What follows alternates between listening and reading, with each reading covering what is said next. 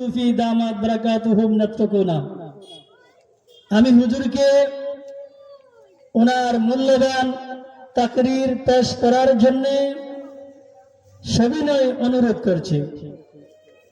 সম্মানিত এলাকাবাসী, এ পর্যায়ে আপনাদের সম্মুখে বয়ান নিয়ে আসছেন আমাদের আজকের অন্যতম দাওয়াতি মেহমান হাফেজ হযরত মাওলানা মুফতি মাজহারুল ইসলাম ইউসুফী দামাত বারাকাতুহুম নাতকুনা।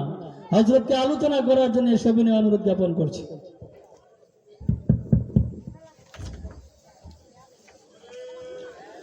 আসসালামু আলাইকুম ওয়া রাহমাতুল্লাহি ওয়া বারাকাতুহু।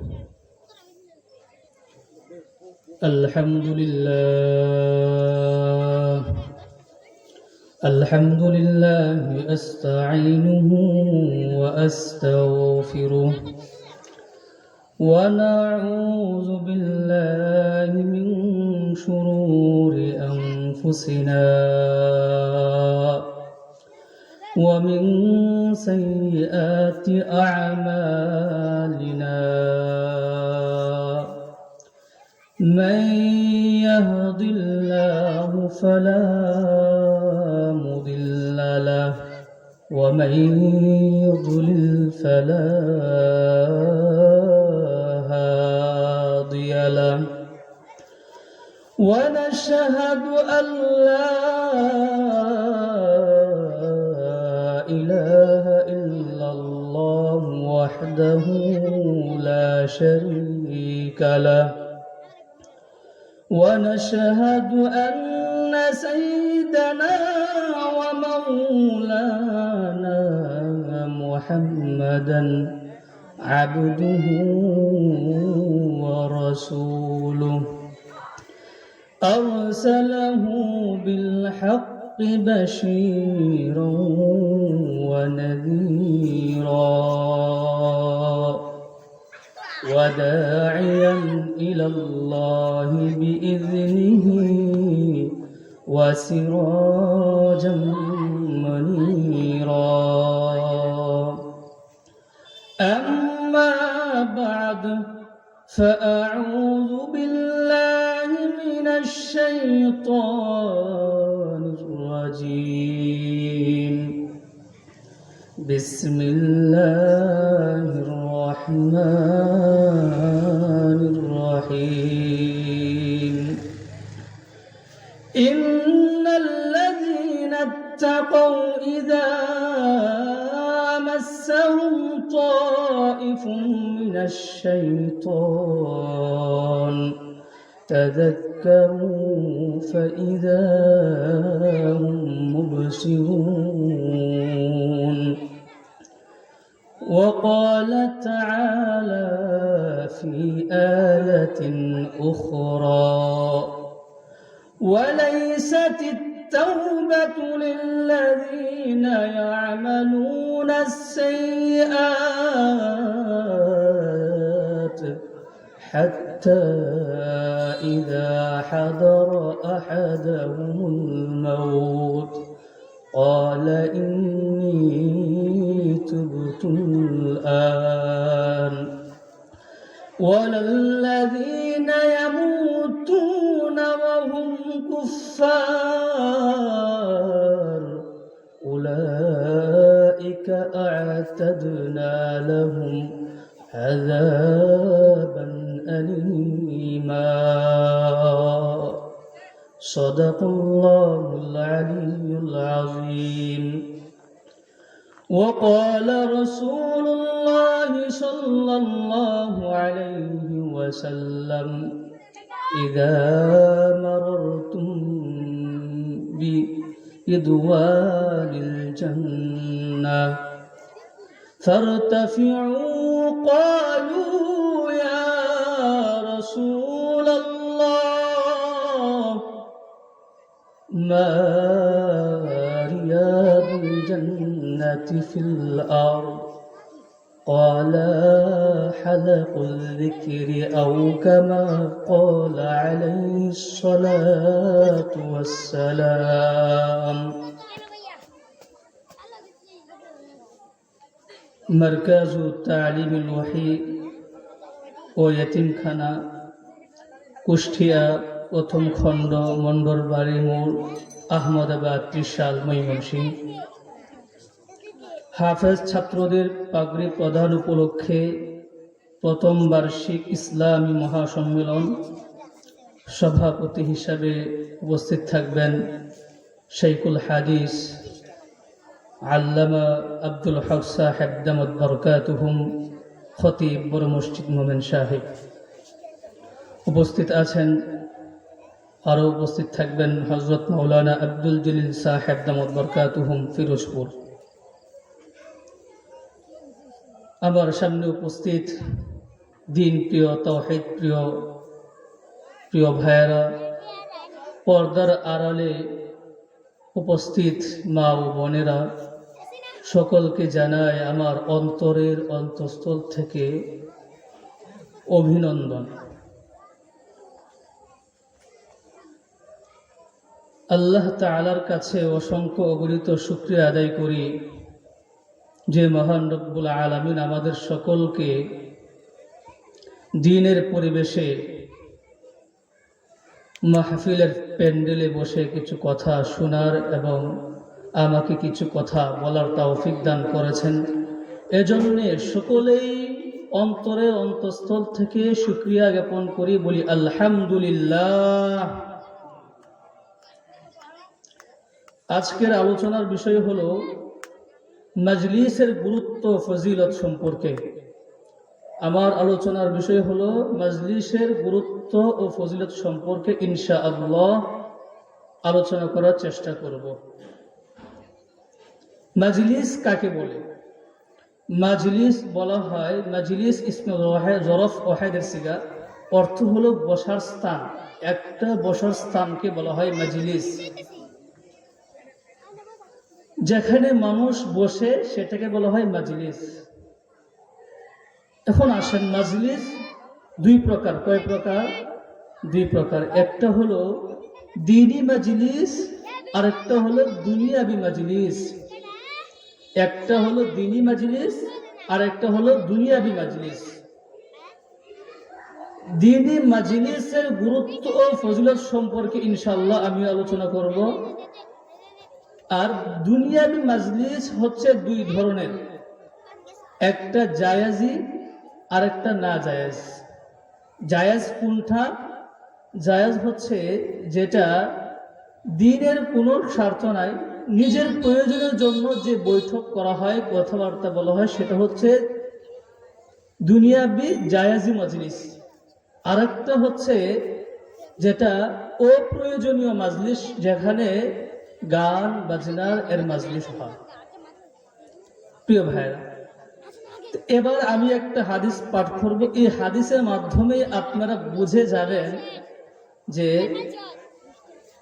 কারা দুনিয়াবি মাজলিসের প্রতি আসক্ত আর কারা দুনিয়াবি মাজলিসের প্রতি আসক্ত। মনোযোগ দিয়ে শুনবেন। কারা দুনিয়াবি মাজলিস এর প্রতি আসক্ত আর কারা দ্বীনি মাজলিস তথা ধর্মীয় কথা বলা যেখানে হয় সেই স্থানে বসার আগ্রহ পোষণ কারা করে, সেই বিষয়ে একটা হাদিস পাঠ করলে আপনারা বুঝে যাবেন। মুসলিম শরীফের প্রথম খণ্ডের 231 নম্বর হাদিস, হযরত আবু হুরায়রা রাদিয়াল্লাহু আনহু থেকে বর্ণিত। হযরত আবু হুরায়রা রাদিয়াল্লাহু আনহু বলেন,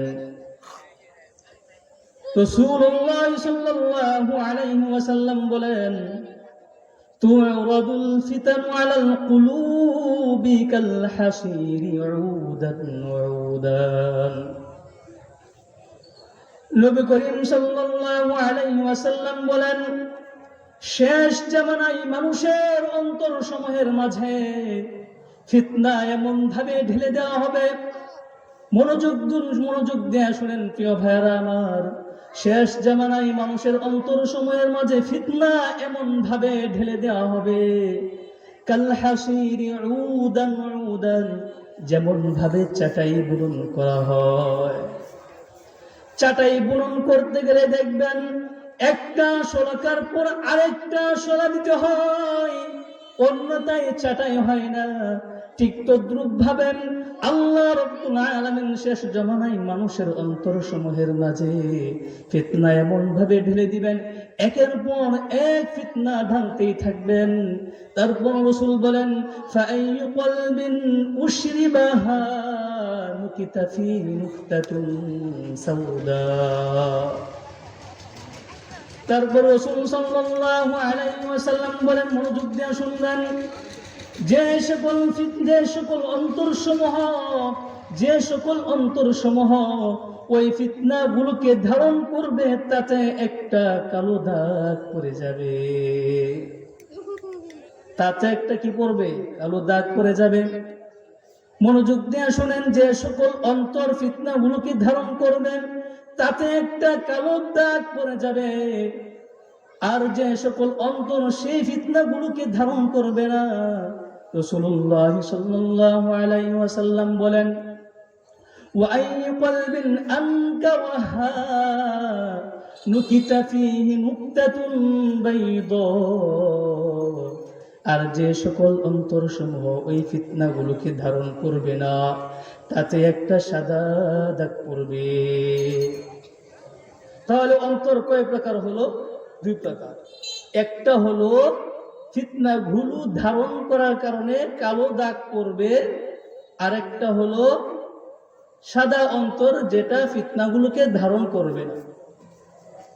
তা আমি যে বলতে চেয়েছিলাম যে কোন মানুষগুলো দুনিয়াবি মাজলিসের প্রতি আসক্ত আর কোন মানুষগুলো দ্বীনি মাজলিসের প্রতি আসক্ত, সেটা বোঝানোর জন্য হাদিসটা বলছি।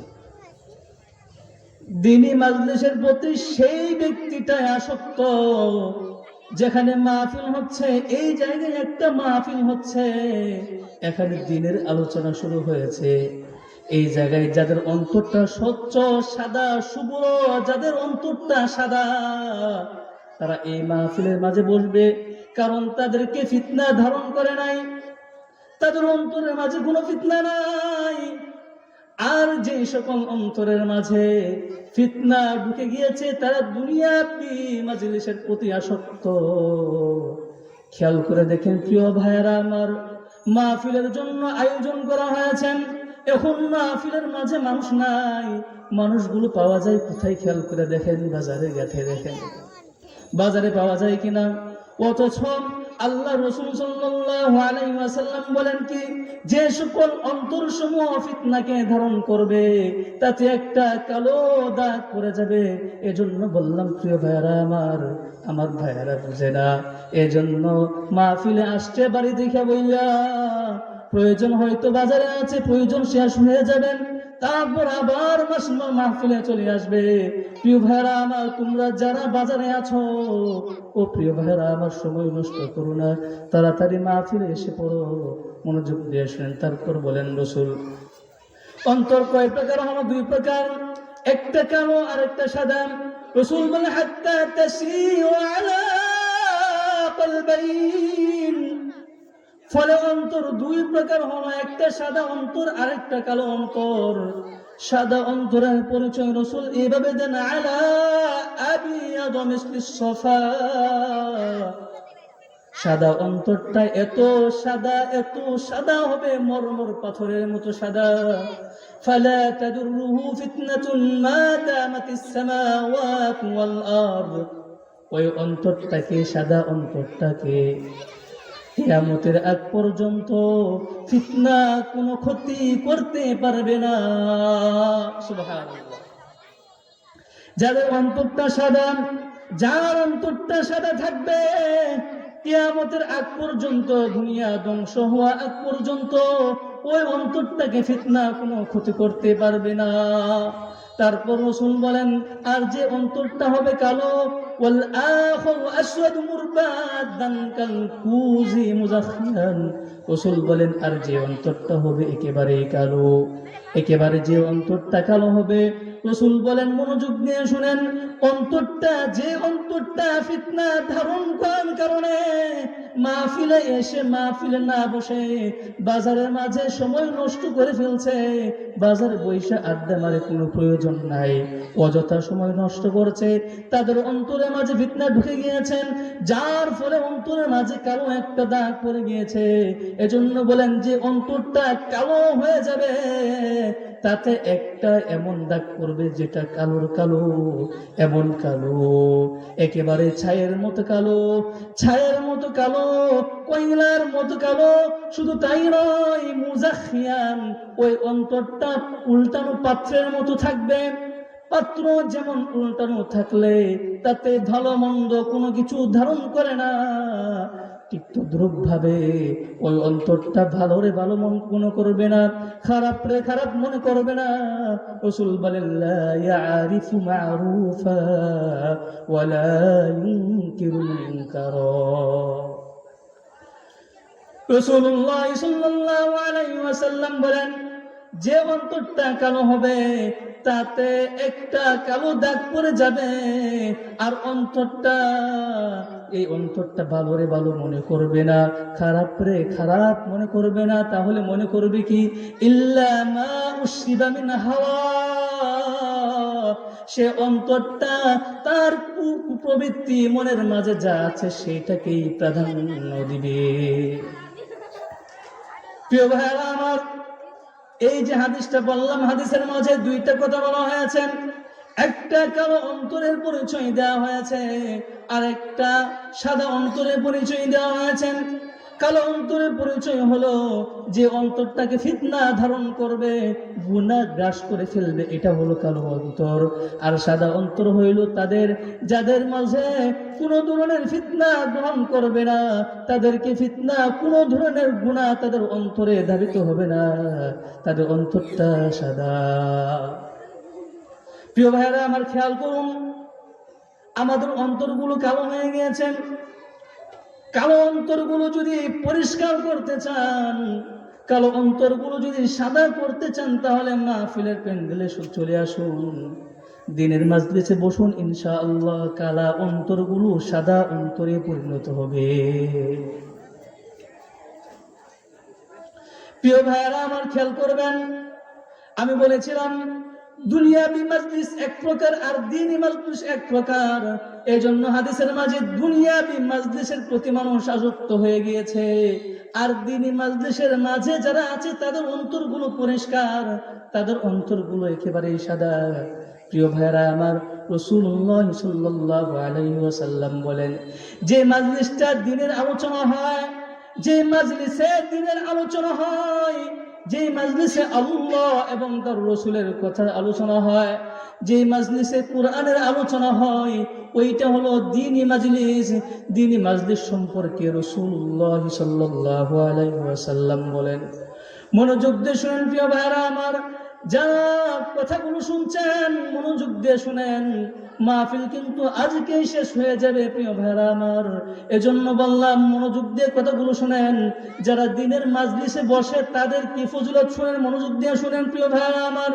যারা দিনের মাজলিসে আল্লাহ এবং তার রাসূলের কথাগুলো শুনেন, এজন্য বসছে মাহফিলের প্যান্ডেলে এসে বসে, তাদের ফজিলত সম্পর্কে রাসূলুল্লাহ সাল্লাল্লাহু আলাইহি ওয়াসাল্লাম 4টা পুরস্কার দিয়েছেন। কয়টা পুরস্কার? 4টা পুরস্কার। 1 নম্বর, রাসূলুল্লাহ সাল্লাল্লাহু আলাইহি ওয়াসাল্লাম বলেন, যারা দ্বীনের মাজলিসে বসে, যারা কুরআনের মাজলিসে বসে, তাদের সম্পর্কে রাসূলুল্লাহ সাল্লাল্লাহু আলাইহি ওয়াসাল্লাম বলেন, ইল্লা নাযালাত আলাইহিস সাকিনা, তাদের অন্তরসমূহের মাঝে সাকিনা, প্রশান্তি ঢেলে দেয়া হয়। সুবহানাল্লাহ। যারা দ্বীনের মাজলিসে বসেন তাদের অন্তরের মাঝে কি করা হয়? প্রশান্তি ঢেলে দেওয়া হয়, প্রশান্তি নাজিল হয়। আল্লাহ রাব্বুল আলামিন ওই সকল অন্তরের মাঝে প্রশান্তি নাজিল করে দেন। মনোযোগ দিয়ে শুনেন প্রিয় ভাইরা আমার, আমরা গুনাহ করতে করতে অন্তরটা কি হয়ে গিয়েছে? ক্লান্ত হয়ে গিয়েছে। এখন কথা এমন কি কোনো কাজে মন বসে না, শুধু অস্থির অস্থির লাগে। কোথাও মন বসে না, ভালো কাজে মন বসে না, শুধু অস্থির লাগে, হাই হাই সময় ভালো লাগে না। ওই অন্তরটাকে যদি স্থির করতে চান, ওই অন্তরটাকে যদি ভালো করতে চান, তাহলে আপনারা সকলে মাহফিলে প্যান্ডেলে আসুন, বসেন। আল্লাহ রাসূল বলেন, যারা মাহফিলে প্যান্ডেলে বসবে, ইল্লা নাযালাত আলাইহিস সাকিনা, তাদের অন্তরের মাঝে সাকিনা ঢেলে দেওয়া হয়। সবাই বলেন সুবহানাল্লাহ। দুই নম্বর হলো ওয়াশিয়াত আলাইহিমুর রাহমা, ওই অন্তরটাকে ওই সকল মানুষদেরকে, যে সমস্ত মানুষগুলো মাহফিলের প্যান্ডেলে বসে, যে সকল মানুষগুলো দ্বীনের মাজলিসে বসে, তাদেরকে রহমত ডেকে নেয়। সবাই বলেন সুবহানাল্লাহ। এক নম্বর হলো অন্তরের মাঝে প্রশান্তি ঢেলে দেয়। দুই নম্বর হলো তাদের সকলকে রহমত ডেকে নেয়। তিন নম্বর হলো ওয়াহাফাতুহুমুল মালাইকা, তাদেরকে রহমতের ফেরেশতারা ডেকে নেয়। যারা দ্বীনের মাজলিসে বসে আল্লাহ এবং তার রাসূলের কথাগুলো শুনে অন্তরের মাঝে প্রশান্তি আল্লাহ ঢেলে দেয়, তাদেরকে রহমত বেষ্টন করে নেয়, তাদেরকে রহমতের ফেরেশতারা চতুর্দিক দিয়ে বেষ্টন করে নেয়। তারপর শুনেন 4 নম্বর যে পুরস্কারটা আল্লাহ রাব্বুল আলামিন মাহফিলের প্যান্ডেলে যারা বসলো তাদেরকে দিয়ে থাকেন, সেটা হলো ওয়াযাকারাহুমুল্লাহু ফীমান ইনদাহু, আল্লাহ রাব্বুল আলামিন, স্বয়ং আল্লাহ রাব্বুল আলামিন ফেরেশতাদের কাছে যারা মাহফিলের প্যান্ডেলে বসে, যারা দ্বীনের মজলিসে বসে, যারা কোরআনের আলোচনায় বসে, তাদের নামগুলো ওই সকল ফেরেশতাদের সম্মুখে মেনশন করেন, অর্থাৎ উল্লেখ করেন, বলেন আমার বান্দারা কি জন্য একত্রিত হয়েছে। আল্লাহ রাব্বুল আলামিন জানেন বান্দারা কেন একত্রিত হয়েছে। তারপর আল্লাহ রাব্বুল আলামিন ফেরেশতাদেরকে জিজ্ঞেস করেন কেন একত্রিত হয়েছেন। তখন ফেরেশতারা বলে, আল্লাহ, তারা আপনার নাজাতের জন্য এবং আপনার জান্নাত পাওয়ার জন্য এখানে মাহফিলের প্যান্ডেলে বসছে। আল্লাহ রাব্বুল আলামিন বলেন, তাদেরকে জানিয়ে দাও, যারা যে নেক আশা নিয়ে বসছে, আমি আল্লাহ তাদের সেই নেক আশাগুলো পূরণ করে দিব। আর যারা যা থেকে মুক্তি পেতে চায়, আমি তাদেরকে তা থেকে মুক্ত করব। সবাই বলে সুবহানাল্লাহ। প্রিয় ভাইরা,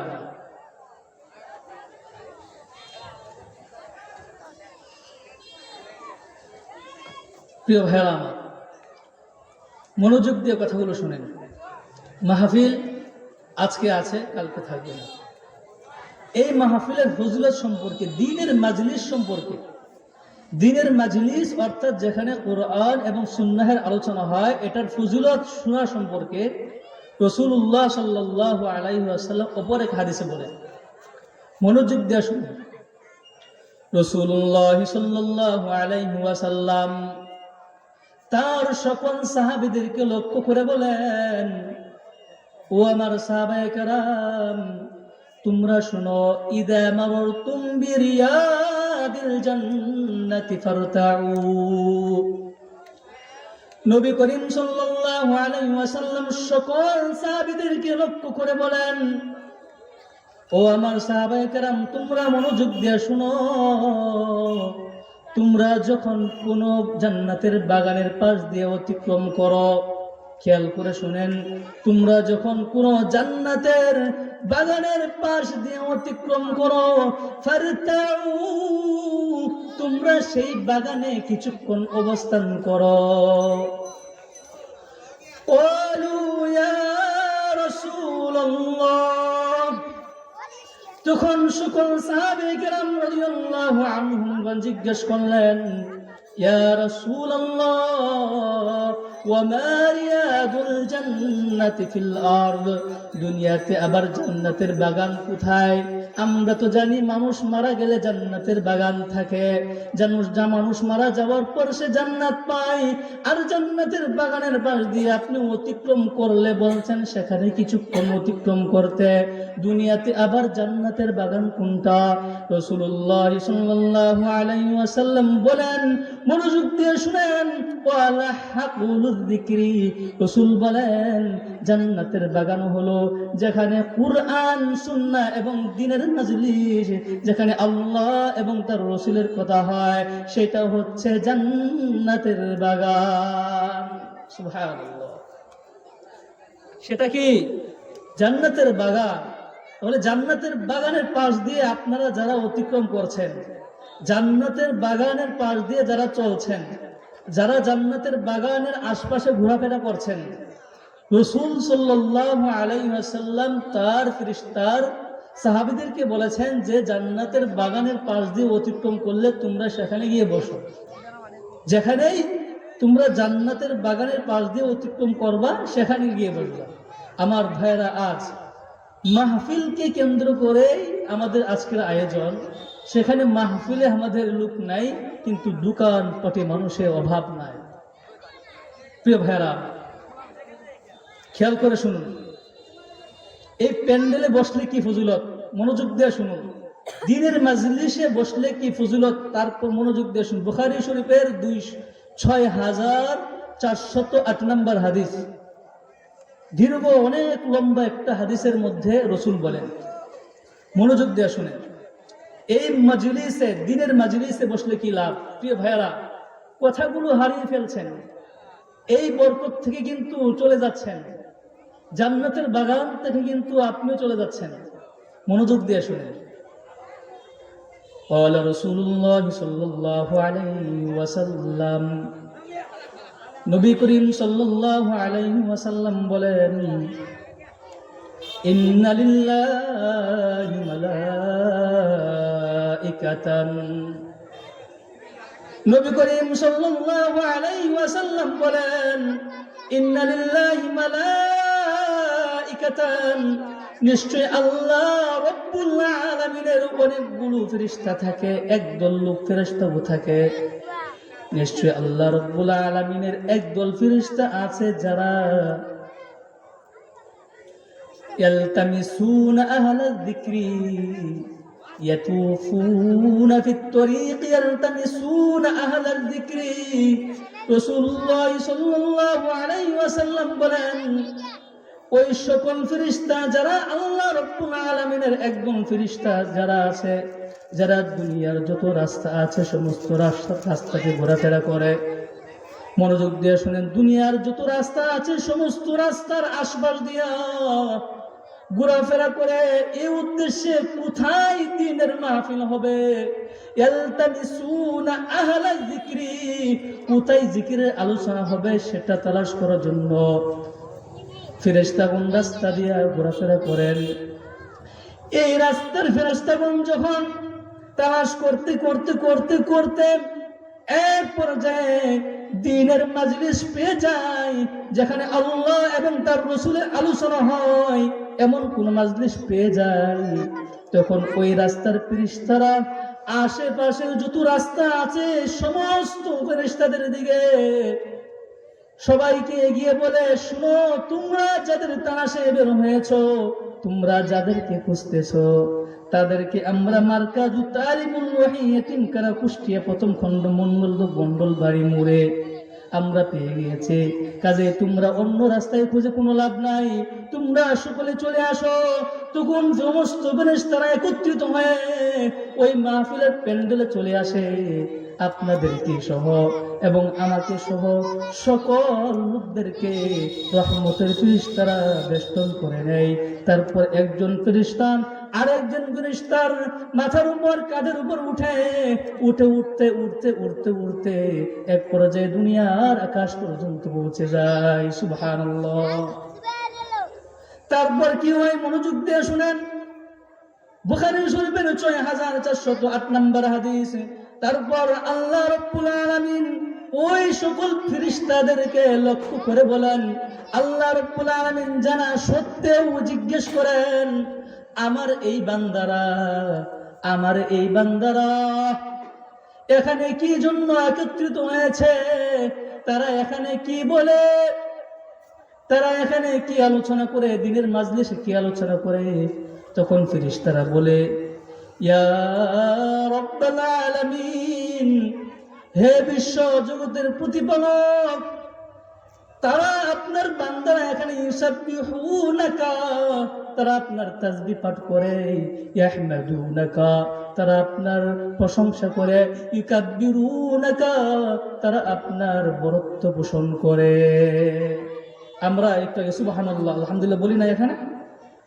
ওই মাজলিসে বসে তারা সুবহানাল্লাহ বলেন, আলহামদুলিল্লাহ বলেন, তাসবিহ পাঠ করেন। তখন আল্লাহ রাব্বুল আলামিন ওই ফেরেশতাদেরকে লক্ষ্য করে বলেন, তারা কি আমাকে কখনো দেখেছেন? ফেরেশতারা বলেন, না না ও আল্লাহ, তারা আপনাকে দেখে নাই। তখন আল্লাহ রাব্বুল আলামিন বলেন, ওই বান্দারা আমাকে দেখে নাই, যদি দেখতো তাহলে কি করতো? ফেরেশতাদেরকে বলেন, যদি আমাকে তারা দেখতো তাহলে কি করতো?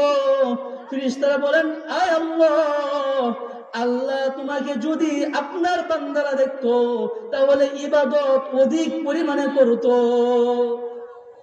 সুবহানাল্লাহ। আল্লাহকে যদি আমরা দেখতাম তাহলে ইবাদত বেশি করতাম না? তখন আল্লাহ রাব্বুল আলামিন আবার ওই ফেরেশতাদেরকে লক্ষ্য করে বলেন, ফামা ইয়াসআলুনি, ওই সকল বান্দারা আমার কাছে ওই মাজলিসে, দিনের মাজলিসে বৈশা কি চায়, ওই মাজলিসে বৈশা আমার কাছে ওরা কি চায়? তখন ওই ফেরেশতারা বলে, তখন ওই ফেরেশতারা যারা বেষ্টন দিয়ে আছে তারা বলে, আপনার এই বান্দারা জান্নাত চায় আপনার কাছে। তখন আল্লাহ রাব্বুল আলামিন ওই ফেরেশতাদেরকে আবার বলেন, তারা কি আমাকে দেখেছে কি? তখন ফেরেশতারা বলেন, না না না, তারা আমাকে দেখে না, তারা আপনাকে দেখে নাই। আল্লাহ রাব্বুল আলামিন বলেন, তারা আমাকে দেখে নাই, পাশাপাশি তারা জান্নাত কি দেখেছেন? আল্লাহ রাব্বুল আলামিন যখন বলেন তারা কি জান্নাত দেখেছে, তখন ফেরেশতারা বলেন, না না না, তারা জান্নাত দেখে নাই। তখন আল্লাহ বলেন, ও আমার ফেরেশতারা শুনো, আমার এই বান্দারা যদি জান্নাত দেখতো তাহলে কি করত? তখন ফেরেশতারা বলেন, যদি ওই আল্লাহ, তারা যদি আপনার জান্নাতকে দেখতো তাহলে তারা জান্নাত পাওয়ার জন্য আগ্রহী বেশি হইতো। সুবহানাল্লাহ। আগ্রহী বেশি হইতাম না আমরা? জান্নাত যদি আমরা দেখতাম চোখে তাহলে ইবাদতের আগ্রহ বেশি হতো না? তারপর আল্লাহ রাব্বুল আলামিন বলেন, মিম্মা ইয়াতাআওয়াজুন, তারা আমার কাছে কি থেকে পানা চায়? ওই মজলিসে বসে, দিনের মজলিসে বৈশা মনোযোগ দিয়ে শুনেন, তারা আমার কাছ থেকে কি চায়, তারা আমার কাছ থেকে কি চায়, পাশাপাশি তারা কার থেকে মুক্তি চায়, কিসের থেকে মুক্তি চায়। তখন ওই রহমতের ফেরেশতারা যারা আমাদেরকে বেষ্টন করে আছেন তারা বলেন, মিনান নারি, জাহান্নাম থেকে আপনার ওই রহমতের আপনার ওই বান্দারা কি চায়? জাহান্নাম থেকে বিরত থাকতে চায়, জাহান্নাম থেকে বাঁচতে চায়। তখন ওই ফেরেশতারা আল্লাহ রাব্বুল আলামিন ফেরেশতার উত্তরে বলেন, তারা কি এই জাহান্নাম কি কখনো দেখেছে? তখন আল্লাহ রাব্বুল আলামিনের উত্তরে তারা বলেন, না না না, তারা আপনার এই জাহান্নামকে কখনো দেখে নাই। তখন আল্লাহ রাব্বুল আলামিন বলেন, ও আমার ফেরেশতারা মনোযোগ দিয়ে শোনো, যারা আমার জাহান্নামকে দেখে নাই, যদি তারা জাহান্নামকে দেখতো তাহলে কি করতো? তখন ফেরেশতারা বলেন, লাউ রাআউ কানু আশাদ্দা ফিরারান, ও আল্লাহ, তারা যদি আপনার ওই জাহান্নামকে দেখতো তাহলে জাহান্নাম থেকে দৌড়িয়ে পালাইতো। পালাইতাম না আমরা? তখন আল্লাহ রাব্বুল আলামিন বলেন, ও আমার বান্দারা মনোযোগ দিয়ে শুনো, ও আমার প্রিয় ভাইরা মনোযোগ দিয়ে শুনেন। আল্লাহ রাব্বুল আলামিন তারপর কি বলেন? আল্লাহ রাব্বুল আলামিন ওই সকল ফেরেশতাদেরকে লক্ষ্য করে বলেন, ও আমার ফেরেশতারা, ফাইন্নী উশহিদুকুম, নিশ্চয় আমি তোমাদেরকে সাক্ষী রাখি। ওই রহমতের ফেরেশতা যারা আছে তাদেরকে আল্লাহ রাব্বুল আলামিন সাক্ষী রাখেন। কি রাখেন? সাক্ষী রাখেন, তোমরা সাক্ষী থাকো। ফাকাদ গফারতু লাহুম, আমি আল্লাহ যারা এই মারকাজু তালিমিল ওয়াহি এতিমখানা মাদ্রাসার এই মাহফিলের মাঠে যারা বসছে তাদেরকে আমি, তাদের সকলকে আমি ক্ষমা করে দিই। সুবহানাল্লাহ। আল্লাহ বলে কি, যারা এখানে বসছে তাদের সকলকে ক্ষমা করে দিই। কেন? তারা আমাকে দেখে নাই, আমাকে না দেখার পরেও আমার বরত্ব পোষণ করে। তারা আমার জান্নাত দেখে নাই, আমার জান্নাত না দেখেও তারা জান্নাতের আশা করে। আমার জাহান্নাম তারা দেখে নাই, আমার জাহান্নাম না দেখেও তারা কি করে, জাহান্নাম থেকে মুক্তির আশা করে। আমার প্রতি বিশ্বাস স্থাপন করে, আমাকে দেখে নাই, আমার প্রতি বিশ্বাস স্থাপন করে। শুনে রাখো, আমি, তোমরা সাক্ষী থাকো, আমি আল্লাহ ওই সকল মাহফিলের প্যান্ডেলে যারা জিনের মজলিসে বসেছে তাদের সকলকে আমি আল্লাহ ক্ষমা করে দিই। সুবহানাল্লাহ। তারপর শুনেন প্রিয় ভাইরা আমার, এই মাহফিলের প্যান্ডেলে বসলে কি লাভ? মনোযোগ দিয়ে শুনবেন। দিনের মজলিসে বসলে কি লাভ? ও প্রিয় ভাইরা, যারা যেখানে আছো, দোকানে আছো, বাড়িতে আছো, ও প্রিয় মা ও বোনেরা, মনোযোগ দিয়ে শুনবা। এই দিনের মজলিসে বসলে কি লাভ? শুনো, আল্লাহর ভয় অন্তরে ঢুকে। দিনের মজলিসে বসলে, কোরআনের মজলিসে বসলে অন্তরের মাঝে আল্লাহর ভয় ঢুকে। আল্লাহর ভয় ঢুকে। কিসের ভয়? আল্লাহর ভয়। একটা উদাহরণ দিয়ে মনোযোগ দিয়ে শুনেন। দিনের মজলিসে থাকার কারণে আল্লাহর ভয় কেমন পেয়েছে মনোযোগ দিয়ে শুনেন। হযরত উমর রাদিয়াল্লাহু আনহু এর জামানা। কার জামানা? হযরত উমর রাদিয়াল্লাহু আনহু এর জামানা। হযরত উমর রাদিয়াল্লাহু আনহু এর জামানায় একজন যুবক ছিল। সে সারা রাত্র নফল নামাজ পড়তো আর সারাদিন রোজা রাখতো, এবং হযরত উমর রাদিয়াল্লাহু আনহু এর মজলিসে আসা যাওয়া করত। কার মজলিসে? বলেন, কার মজলিসে? উমর রাদিয়াল্লাহু আনহুর মজলিসে কি করত? আসা যাওয়া করত। যুবক ভাইয়েরা মনোযোগ দিয়ে শুনবে। যুবকটা হযরত উমর রাদিয়াল্লাহু আনহুর মজলিসে আসা যাওয়া করত। হযরত উমর রাদিয়াল্লাহু আনহুর মজলিস কি? দিনী মজলিস নাকি দুনিয়াবি মজলিস? বাজার না কোরআন হাদিসের মজলিস? এই যে এমন একটা মজলিস। ওই যুবকটা হযরত উমর রাদিয়াল্লাহু আনহুর মজলিসে আসা যাওয়া করত। মসজিদ থেকে বাড়িতে যাওয়ার পথে ওই যুবককে সুন্দরী একটা মেয়ে প্রেমে ফাঁসাবার জন্য, তার প্রতি আকর্ষণ সৃষ্টি করার জন্য, ওই যুবকের সাথে প্রেম করার জন্য ইচ্ছা পোষণ করলো। কে? সুন্দরী একটা মেয়ে। যখন সুন্দরী একটা মেয়ে, যখন সুন্দরী একটা মেয়ে তাকে প্রেম করার জন্য, তাকে প্রেমে আকৃষ্ট করার জন্য ইনভাইট করলো, তখন ওই যুবকটা আল্লাহর ভয়ে প্রথমে বিরত থাকলো। এক পর্যায়ে এই যুবকটা এই সুন্দরী রমণীর প্রেমে পড়ে গেল। মনোযোগ দিয়ে শুনবেন। তারপর যুবক যখন ওই সুন্দরী মেয়ের প্রেমে পড়ে গেল, একদিন রাত্রেবেলা গভীর রজনীতে ওই সুন্দরী মেয়ে, এই সুন্দরী রমণী রাত্রেবেলা তাকে একান্ত মিলিত হওয়ার জন্য, তাতে একসাথে থাকার জন্য ইনভাইট করলো, দাওয়াত দিল। এই যুবকটা তার প্রেমে পড়ে রাত্রিবেলা গেল নির্জনে। যাওয়ার পর একটা সুন্দরী, এই সুন্দরী মেয়েটা যখন একটা ঘরের মধ্যে ঢুকলো, ঢুকার পর বলল, যুবক তুমিও ঘরের ভিতর আসো। যুবক খেয়াল করে শুনেন, মনোযোগ দিয়ে শুনেন যুবক ভাইরা আমার। তারপর যুবক যখন একটা পা ঘরের ভিতর রাখলো আর একটা পা যখন ঘরের বাহিরে রাখলো, তৎক্ষণাৎ সূরাতুল আরাফের 208 নম্বর আয়াতটা মনে পড়ে গেল। আল্লাহ রাব্বুল আলামিন আয়াতের মাঝে বলেন, ইন্নাল্লাযীনা তাকাউ ইযা মাসসাহুম তাইফুম মিনাশ শাইতান তাযাক্কারু ফাইযা হুম মুবসিরুন। এই আয়াতের অর্থ হলো, আয়াতটা পড়ার পর আয়াতের অর্থ হলো, নিশ্চয়ই যারা মুত্তাকি পরহেজগার আল্লাহকে ভয় করে, যখন শয়তান তাদেরকে কোনো খারাপ কাজের মাঝে নিয়োজিত করে ফেলে, শয়তান যখন তাদেরকে কুমন্ত্রণা দিয়ে, শয়তান যখন খারাপ কাজে নিমন্ত্রণ করে, তখন তারা যখন আল্লাহ রাব্বুল আলামিনের কথা স্মরণ হয়ে যায়, আল্লাহর কথা যখন তাদের স্মরণ হয়ে যায়, তৎক্ষণাৎ তারা ওই খারাপ কাজ থেকে বিরত থাকে এবং তাদের অন্তর চক্ষু খুলে যায়। এই আয়াতটা যখন পড়লেন, যুবকটা সঙ্গে সঙ্গে বেহুশ হয়ে গেল। সাহাবায়ে কেরাম যেমন ভাবে বেহুশ হয়ে যায়, উসুলের বয়ান শুনলে ওই যুবকটাও এই আয়াতটা পড়ার সঙ্গে সঙ্গে কি হয়ে গেল? অজ্ঞান হয়ে গেল। অজ্ঞান হয়ে যাওয়ার পর অনেকক্ষণ হয়ে গেল, দরজার সামনে অজ্ঞান হয়ে পড়ে আছেন। ওই দিক দিয়ে সুন্দরী রমণী যে আছে, ওই সুন্দরী মেয়েটা মনে করলো যুবকটা হয়তো মারা গেছে। এখন যদি সকাল পর্যন্ত এই দরজার সামনে এখানে পড়ে থাকে, তাহলে তো সকালবেলা গোপন রহস্য ফাঁস হয়ে যাবে যে এখানে কি জন্য আসছিল। এজন্য এই সুন্দরী রমণী, এই সুন্দরী মেয়েটা তার বাদীকে সাথে নিয়ে এই যুবককে কাঁধে করে যুবকের বাড়ির সামনে দরজায় রেখে আসলো। অনেকক্ষণ হয়ে গেল, এখনো হুঁশ ফিরে না যুবকের, এখনো হুঁশ ফিরে না।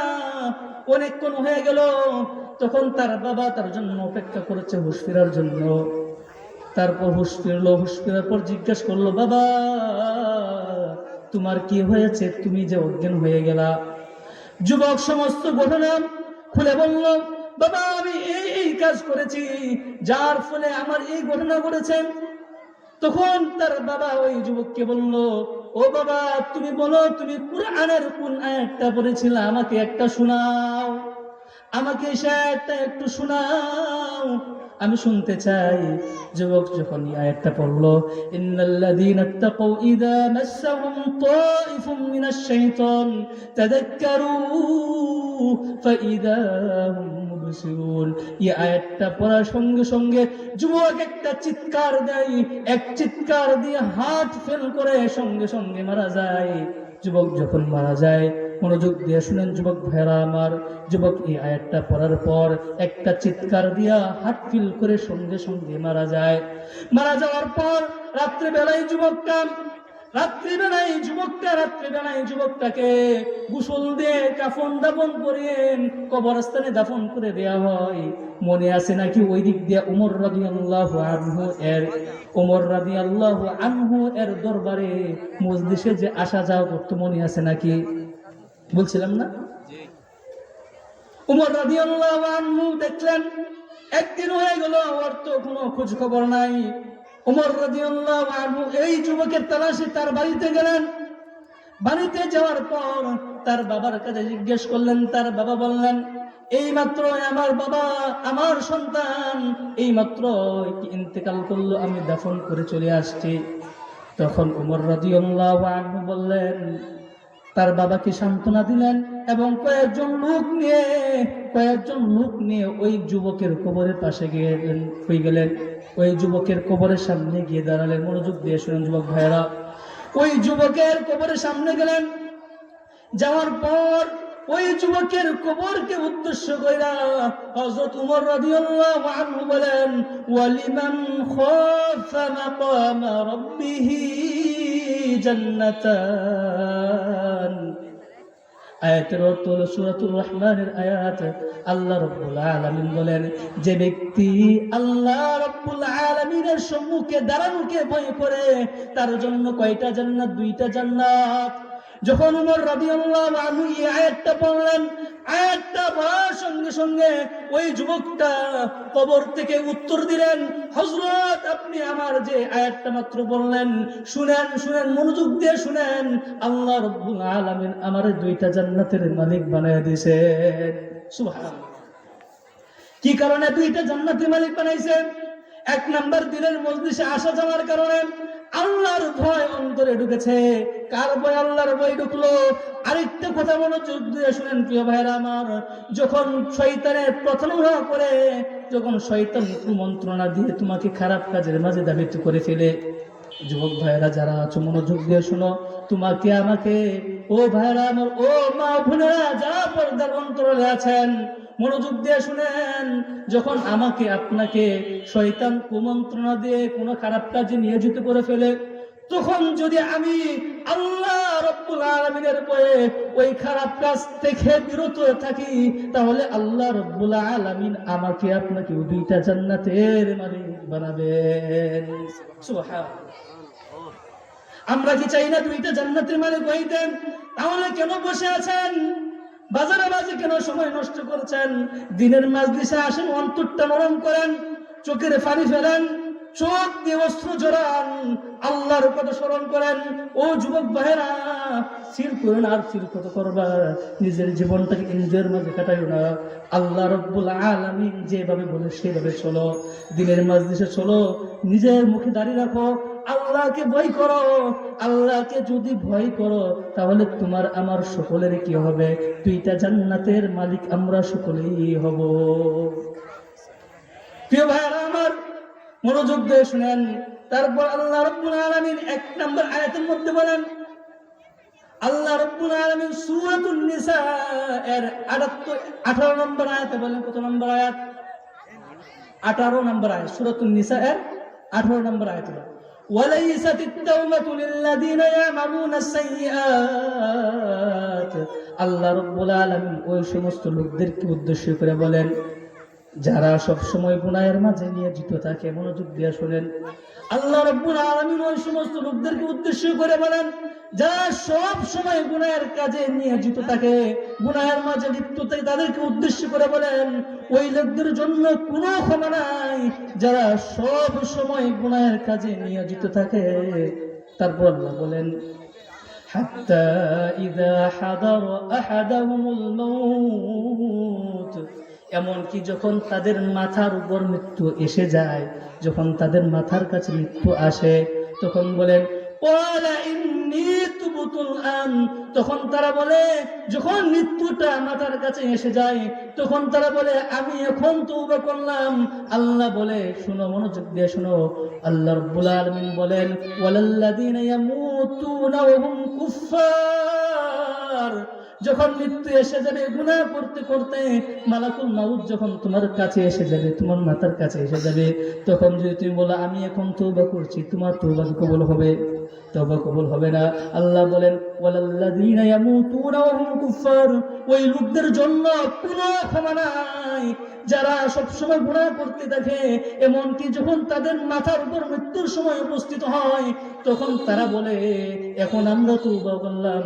আল্লাহ বলেন ওয়ালাল্লাযীনা ইয়ামুতুনা ওয়া হুম কুফফার, যারা কাফের অবস্থায় ইন্তিকাল করে, যারা গুনাহ অবস্থায় ইন্তিকাল করে, তাদের জন্য কোনো ক্ষমা নাই, তাদের জন্য কোনো তওবা নাই। তাদের জন্য কি হয়েছে? উলাইকা আতাদনা লাহুম আযাবান আলীমা। আল্লাহ রাব্বুল আলামিন বলেন তাদের জন্য আমি আল্লাহ প্রস্তুত করে রেখেছি যন্ত্রণাদায়ক শাস্তি। কিসের শাস্তি? আল্লাহ রাব্বুল আলামিন তাদের জন্য কি রেখেছেন? যন্ত্রণাদায়ক শাস্তি প্রস্তুত করে রেখেছেন। প্রিয় ভাইরা আমার, যারা মাহফিলে আসছে মনোযোগ দিয়ে শুনেন, মাহফিল আজকে আছে কালকে থাকবে না। এটা কি দ্বীনি মজলিস? আমার আলোচনার বিষয় ছিল কি দ্বীনি মজলিস। দ্বীনি মজলিসে বসলে আল্লাহর ভয় অন্তরে তৈরি হয়। কি হয়? আল্লাহর ভয় অন্তরে তৈরি হয়। আল্লাহর ভয় অন্তরে তৈরি হলে অন্তরে প্রশান্তি আসে, শান্তি আসে। আমি আপনি গুনাহ করতে করতে অন্তরটাকে অস্থির বানিয়ে ফেলেছি। এখন ভালো কাজে কোনো কাজেই মন বসে না, সবসময় অস্থির। সময়টা কখন শেষ হবে, কোনো কাজেই না, ভালো লাগে না। এজন্য বলেছিলাম যারা এই জান্নাতি বাগানে বসবে তাদের অন্তরের মাঝে কি আসবে? প্রশান্তি আসবে। এজন্য প্রিয় ভাইয়েরা, যারা বাইরে ঘোরাফেরা করছে তারা সকলেই প্যান্ডেলে এসে বসি, দ্বীনি আলোচনা হবে ইনশাআল্লাহ, আমরা সকলেই শুনবো। আল্লাহ রাব্বুল আলামিন আমরা যে সমস্ত কথা বলেছি, আল্লাহ রাব্বুল আলামিন আমাদের সকলকে সেই সমস্ত কথাগুলো উপর আমল করার তৌফিক দান করুন। ওয়া আখিরু দাওয়ানা আলহামদুলিল্লাহি রাব্বিল আলামিন। আসসালামু আলাইকুম ওয়া রাহমাতুল্লাহি ওয়া বারাকাতুহু।